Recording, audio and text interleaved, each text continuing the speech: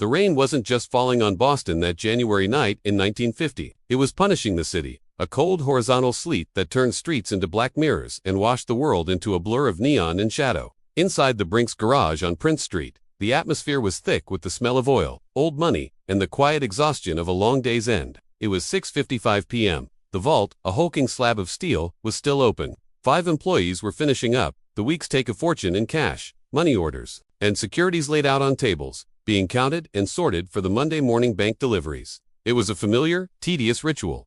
Then, the side door creaked open. The men looked up, expecting a latecomer, a supervisor. Instead, they saw nightmares. Silhouetted against the stormy darkness were figures clad in navy blue peacoats and chauffeurs' caps, but it was the faces that froze the blood. Grotesque, rubbery, Halloween masks, pulled tight over features. And worse, each man wore a creamy, thick latex glove. They moved with a chilling, synchronized silence. One of the Brinks employees, Tony Pino, started to speak. "Hey, what the hell is the words?" died in his throat as the muzzles of pistols .45 automatic, .32, were leveled at them. The lead intruder's voice was a flat, disembodied monotone, muffled by his mask. "Don't move, don't make a sound. Do as you're told and you won't get hurt."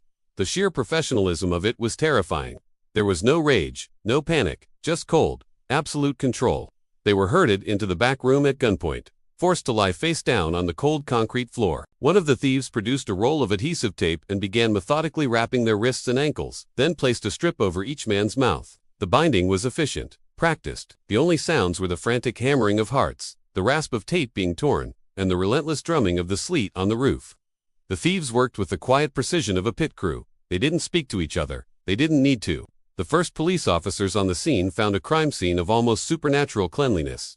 No fingerprints, no stray hairs, no shell casings, just the 5 terrified employees and the ghostly impression of where a fortune used to be. The tape on the victims' wrists was examined. It was common, store-bought, untraceable. The garage became a cathedral of frustration. Detectives paced the oily floor, their questions echoing in the vast, empty space. How did they know the routine? How did they get in so quietly? Who were they? The Boston police were good, but this was a different kind of animal. This was a heist that smelled of military planning. The pressure from the newspapers, from the insurance companies, from a horrified public, was immediate and immense. The message was clear. This could not stand. And so, the case landed on the desks of the Federal Bureau of Investigation. J. Edgar Hoover, a man who built his empire on the public perception of invincibility, took the robbery as a personal insult. The Brinks job was a direct challenge to the very order he claimed to protect. A special task force was assembled in Boston, a dedicated unit of agents who would eat, sleep, and breathe this one case. The office they occupied was a monument to bureaucratic determination, a large, smoke-filled room with windows that looked out over a city that was suddenly hiding a secret. The walls became a forest of corkboard, plastered with mugshots, known associate charts, and maps of the North End. The air was thick with the smell of cheap coffee, cigarette smoke, and a simmering, collective obsession. The initial suspect list was a who's who of Boston's underworld. This was a city of neighborhoods, of tight-knit ethnic enclaves where loyalty was bought and sold with fear and cash. The Irish gangs, the Italian mobsters, they all had the ambition. But did they have the discipline? The FBI began the tedious work of turning the city inside out. Informants were leaned on hard. Bars and social clubs were bugged. Agents in crisp suits sat in parked cars for hours, watching dilapidated triple-deckers in Charlestown and the labyrinthine streets of the North End, waiting for a flicker of a clue.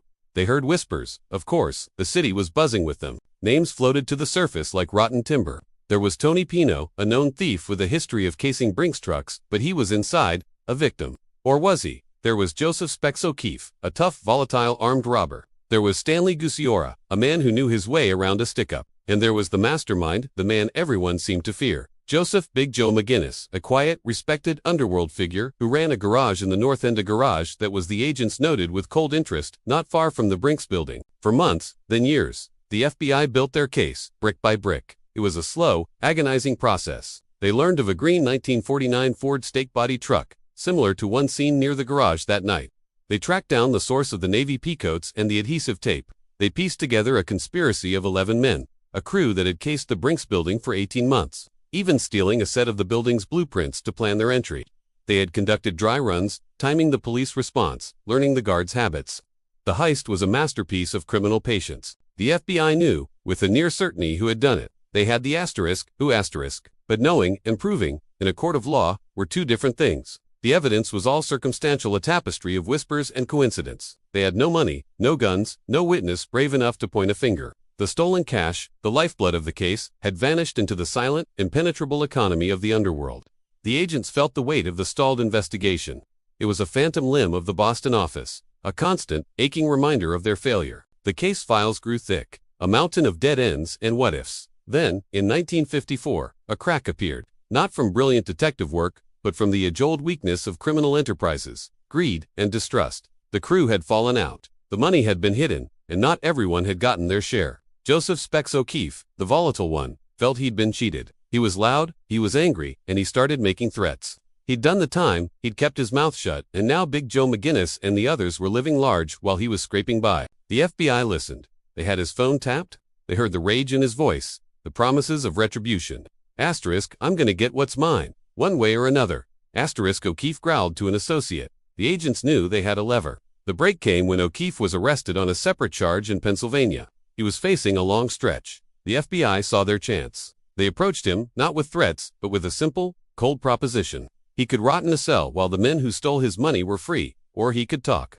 The atmosphere in the interrogation room was charged. O'Keefe, a man built of pride and violence, was crumbling. An agent, his voice calm and devoid of judgment, laid it out. "They're living in houses you paid for, Specs. They're drinking your whiskey. You're the only one taking the fall." It was a slow, psychological siege. They offered him not just a reduced sentence, but a form of twisted justice. Finally, O'Keefe looked up, his eyes hollow. "All right," he muttered, the word tasting like ash. "All right, I'll tell you the story." And so, the story spilled out. He named the names: McGinnis, the mastermind; Goosey, Ora, Pino, the inside man; Adolph, Jazz, Maffei, and the others. He described the months of planning in McGinnis's garage, the stolen blueprints, the rehearsals. He detailed the night itself, the peacoats, the masks, the eerie silence, the feel of the cold, wet cash filling the bags. It was the final piece. The FBI, after nearly 6 years, finally had their witness. The hunt was on. The arrests were swift and clinical. On January 12, 1956, FBI teams descended on locations across Boston. There was no drama, no shootouts. They found Joseph "Big Joe" McGinnis at his home, a man who had believed his own legend of invincibility. The look on his face wasn't one of anger, but of profound, weary surprise. The game was over. One by one, the other members of the crew were picked up. The newsreel cameras whirred, capturing the moment the untouchables were touched. They were charged with the Brinks robbery, and with O'Keefe's testimony, the case was airtight.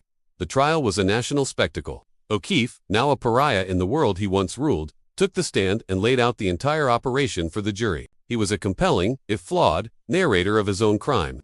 The defense attorneys tried to shred his credibility, painting him as a rat seeking a deal. But the details were too precise, the story too coherent. The jury believed him. The 11 men were found guilty on all counts. The great Brinks robbery, the so-called perfect crime, had been solved. But the victory was hollow. The millions, the physical proof of the heist, were never found. The FBI and the police followed every lead, dug up basements, dredged riverbanks, but the money had disappeared as completely as the thieves' identities had for all those years. Rumors persisted. It was buried under a Fenway Park bleacher. It was sunk in a bog on the North Shore. It was funneled to the IRA. It was spent, long ago, on high living and silent bribes. The secret died with the men, who took their fortune to their graves.